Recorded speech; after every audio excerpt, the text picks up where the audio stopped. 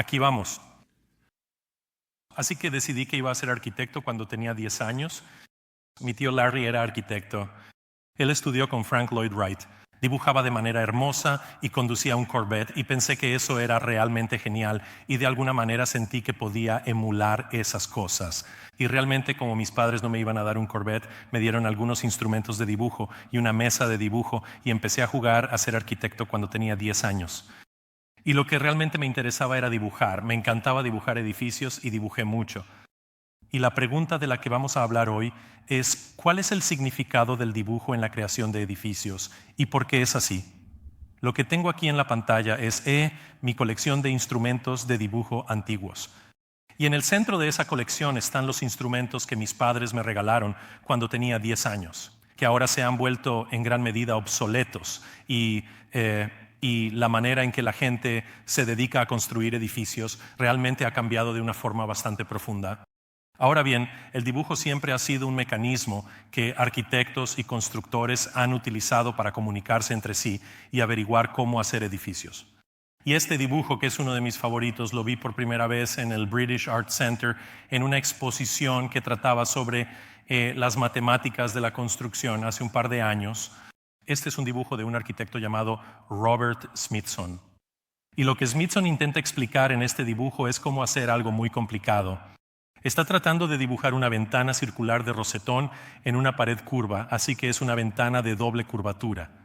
Y además de ser simplemente un artefacto muy hermoso, este dibujo también contiene toda la lógica tanto del resultado final como de la creación del propio artefacto.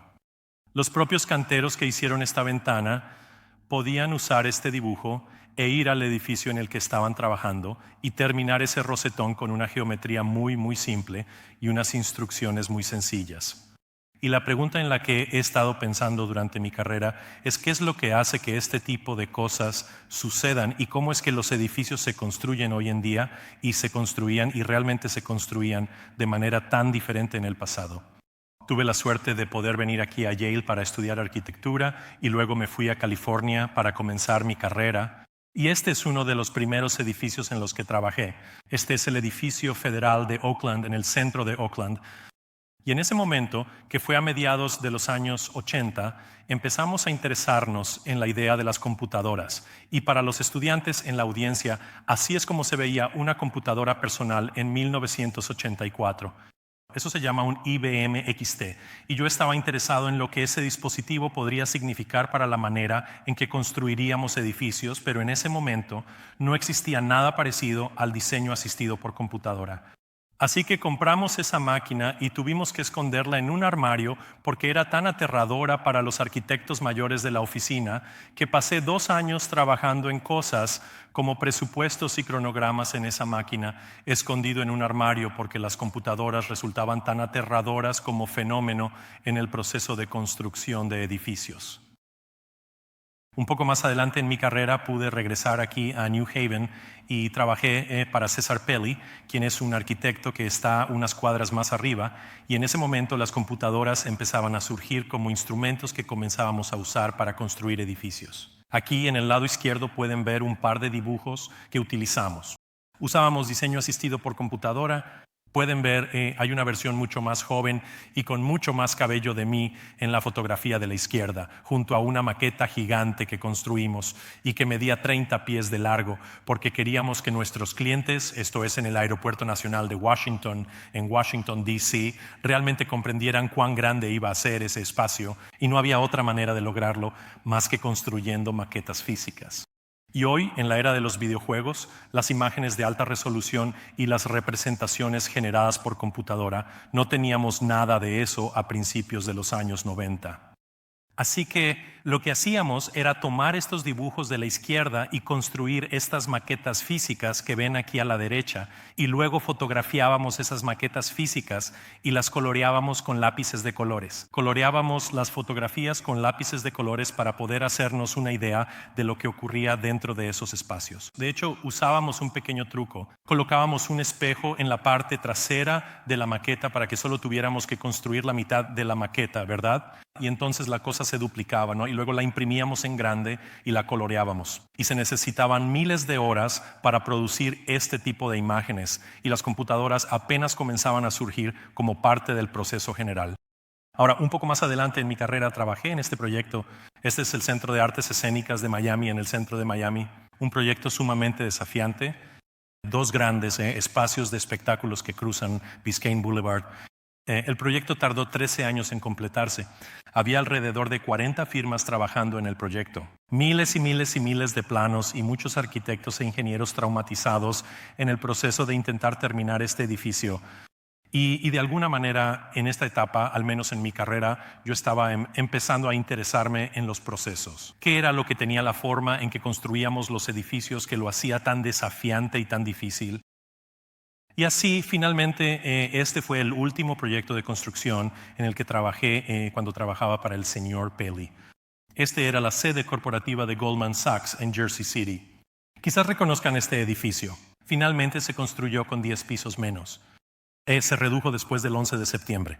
Y esta es una representación computarizada. Esta es una imagen generada por computadora de cómo queríamos que se viera realmente este edificio. Así que para finales de los años 90 ya éramos capaces de comprender bastante bien al menos las cualidades tridimensionales de los edificios y podíamos generar imágenes de resolución razonablemente alta que nos mostraban cómo se verían estas cosas. Y como hablaremos en un momento, mi experiencia con este edificio alto resultó ser un punto de referencia interesante en este futuro. Así que mientras trabajaba en este proyecto, recibí una llamada de un cazatalentos, y este cazatalentos estaba buscando contratar a un arquitecto, un experto en el área, lo que ellos llaman un experto en dominio, en mi trabajo actual en el mundo del software. Un arquitecto que viniera y ayudara a pensar en la estrategia que nuestra empresa para la que ahora trabajo utiliza. Ahora trabajo para una empresa que desarrolla mucha tecnología digital para arquitectos e ingenieros. Y comencé hablando con nuestros equipos de desarrollo de software y haciéndoles la siguiente pregunta. Este es un pequeño boceto que hice llamado El garaje de Phil. Mi esposa Nancy y yo necesitábamos un pequeño garaje detrás de nuestra casa en Westville, y la pregunta que quería saber era, ¿cómo es posible que yo pueda hacer un dibujo tan simple como este? Es de 8.5 por 11 pulgadas, lápiz, regla, partido de fútbol, cerveza, un dibujo muy simple y directo que le describiría a cualquier carpintero o contratista competente cómo construir todo este pequeño edificio de garaje. La estructura está en ese dibujo. Los detalles de las ventanas, las características tridimensionales. Y para un tipo de edificio muy simple, los dibujos parecen tener mucho sentido. De hecho, como arquitectos y constructores, hemos pasado miles de años perfeccionando este código secreto que usamos para describir cómo se construyen realmente los edificios. Pero la verdadera pregunta ahora es, ¿cuáles son los resultados del uso de ese tipo de código secreto? Así que este es mi museo de cosas divertidas que suceden en los edificios. Aquí hay algunos problemas desafiantes. Caballeros, podrían encontrar algunas dificultades para usar el baño de hombres en la parte inferior izquierda. Aquí tenemos la escalera que no lleva a ningún lado, el cajero automático al que es difícil acceder, no cumple con los requisitos de accesibilidad. ¿Y por qué dejar que el alumbrado público se interponga en el camino de tus balcones? Simplemente construyes el edificio alrededor de eso. Cualquiera de ustedes que haya estado involucrado en la construcción ha visto este tipo de desafíos antes. Son divertidos, estas imágenes son graciosas, pero la construcción es una empresa muy, muy costosa. Es uno de los mayores consumidores del Producto Interno Bruto en el mundo, y en términos generales, los estudios que se han realizado en Gran Bretaña y Estados Unidos sugieren que de cada dólar gastado en construcción, aproximadamente el 35% de ese dólar, es decir, 35 centavos, se desperdician en cosas como estas y en el tipo de errores, fallos y problemas.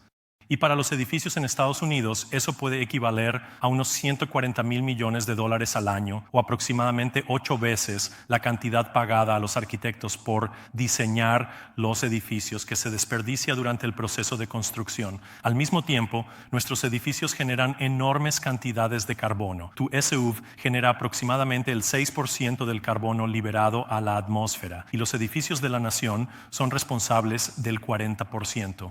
Así que hay desafíos realmente serios aquí que necesitan ser analizados. Al mismo tiempo que trabajábamos en el aeropuerto, en la oficina del señor Peli, también trabajábamos en este edificio, la Torre Petronas en Malasia, y usábamos versiones tempranas de herramientas de dibujo computarizadas. Uno de mis dibujos favoritos que usamos para construir la parte superior, pueden ver que este es el dibujo de la cima de la torre. Este fue el dibujo que hicieron los trabajadores que construyeron la parte superior. Y lo que hicieron fue usar un programa de software y realizaron este dibujo mirando una impresión de otro dibujo hecho por un arquitecto usando exactamente el mismo software. Así que ellos imprimían el dibujo y lo copiaban línea por línea, y luego lo que hacíamos para resolver nuestras dudas era enviarnos este dibujo por FedEx de un lado al otro del mundo usando una herramienta muy sofisticada llamada marcador rojo. Y marcábamos en estos dibujos muchísimas quejas sobre lo que funcionaba y lo que no funcionaba en esos dibujos en particular. Y en realidad el problema se veía más o menos así. Aquí está el dilema. Este es mi pequeño boceto, un boceto simplificado de cómo realmente se desarrolla un edificio. Los arquitectos piensan mucho en el diseño, los estimadores de costos calculan cuánto va a costar, luego alguien lo construye, alguien sale y lo opera, y esto es lo que sabemos sobre el proyecto más o menos. Entonces, los arquitectos comienzan a trabajar y acumulan mucha experiencia, y tan pronto como están listos para transferirla a la siguiente fase del proceso, aunque tengan muchos conocimientos, lo plasman en hojas de papel y desafían a los estimadores de costos a calcular cuánto va a costar. Los estimadores pasan por el mismo proceso, hacen muchas mediciones, recopilan información, piensan profundamente sobre el edificio y luego entregan todo en hojas de papel al contratista.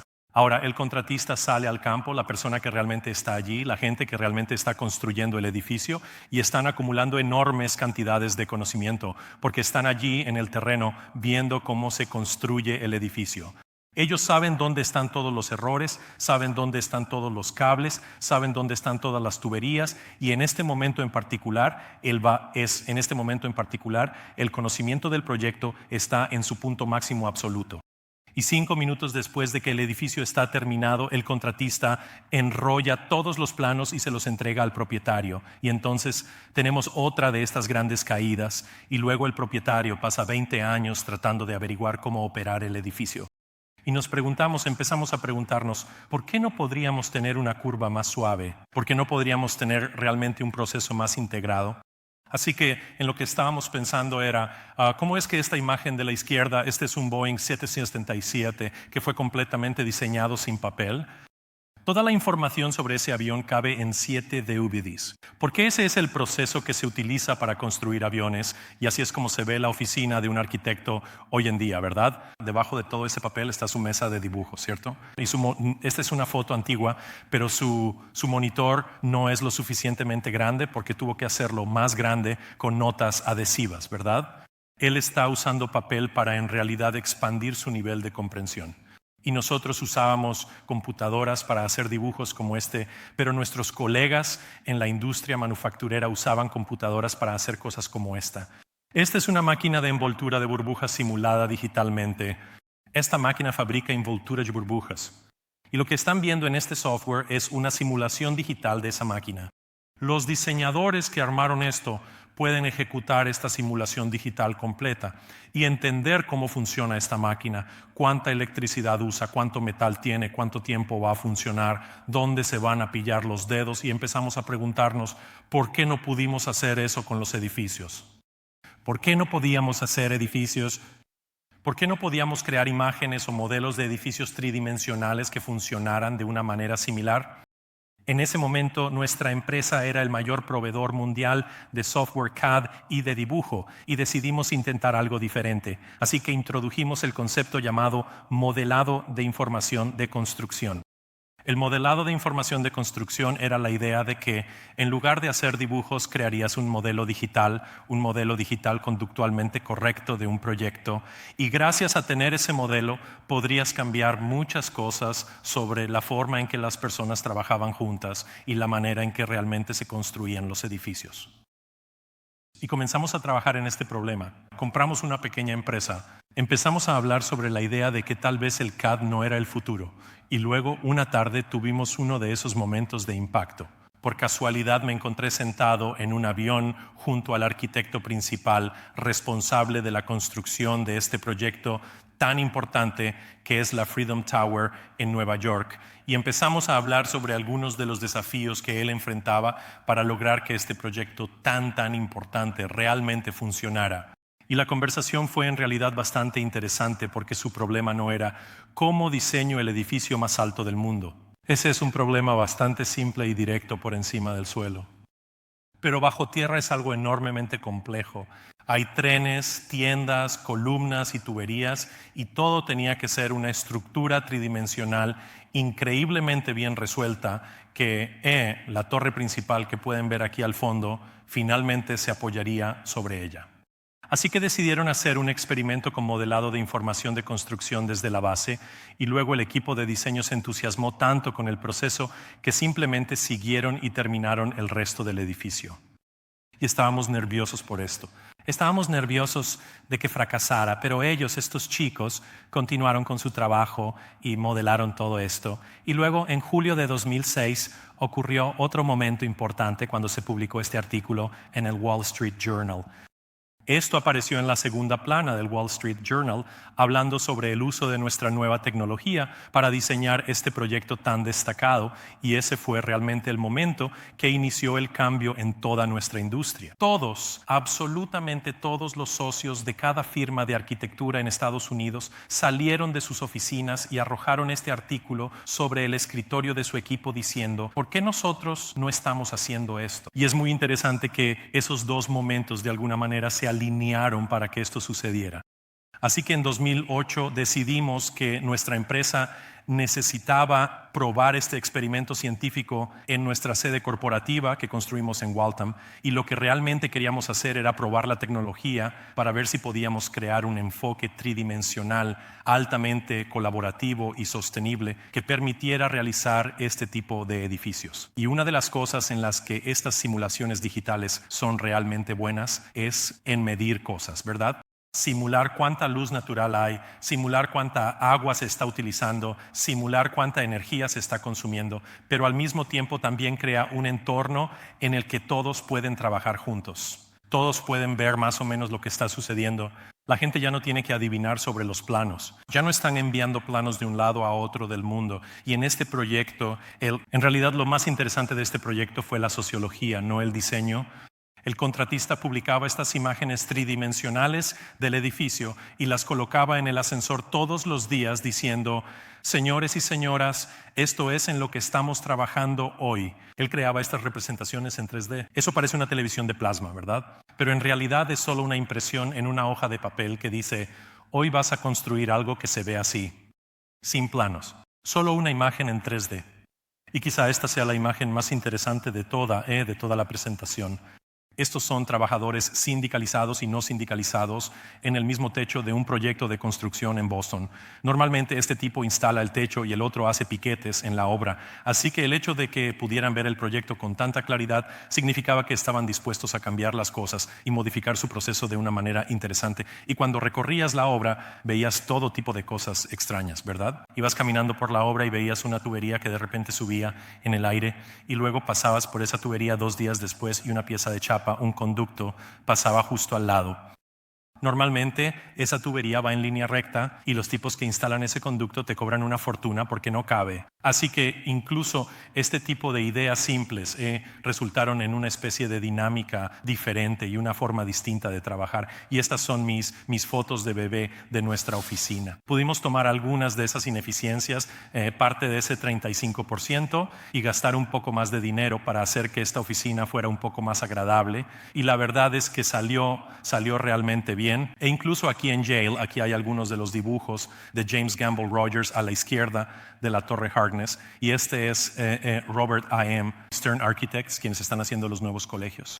Esa es una imagen extraída directamente de su modelo de información de construcción.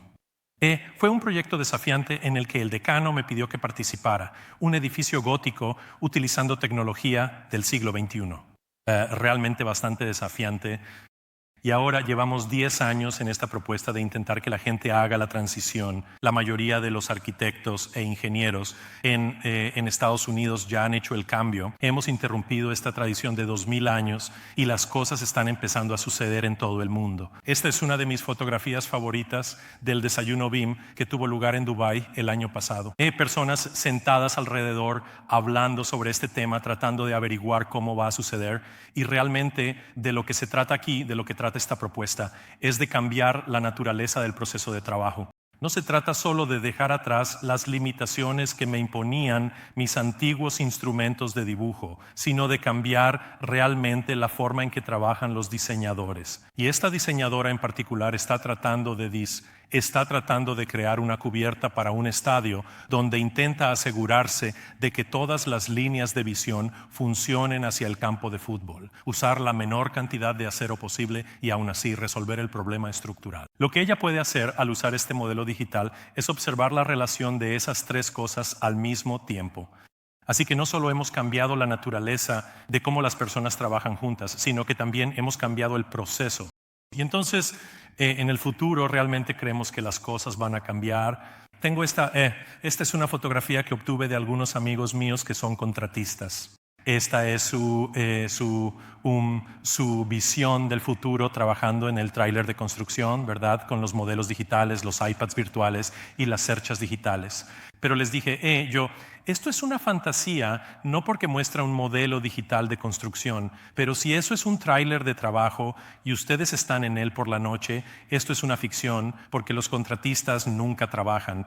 Nunca trabajan de noche. Pero en caso de que piensen, en caso de que crean que estas visiones son totalmente originales, en parte de mi investigación para esta charla, me encontré con esta postal en la biblioteca. Es una postal francesa del año 1899 que habla sobre cómo va a trabajar el arquitecto en el año 2000. Y en esta visión particular del mundo, este arquitecto está sentado en su cabina controlada robóticamente, aquí, usando un robot para construir el edificio sin ningún contratista en absoluto. No creo que realmente sea hacia ahí a donde vamos a llegar, pero sí creemos que hemos logrado un pequeño avance en cambiar la naturaleza del proceso y las herramientas que la gente utiliza para lograrlo. Gracias.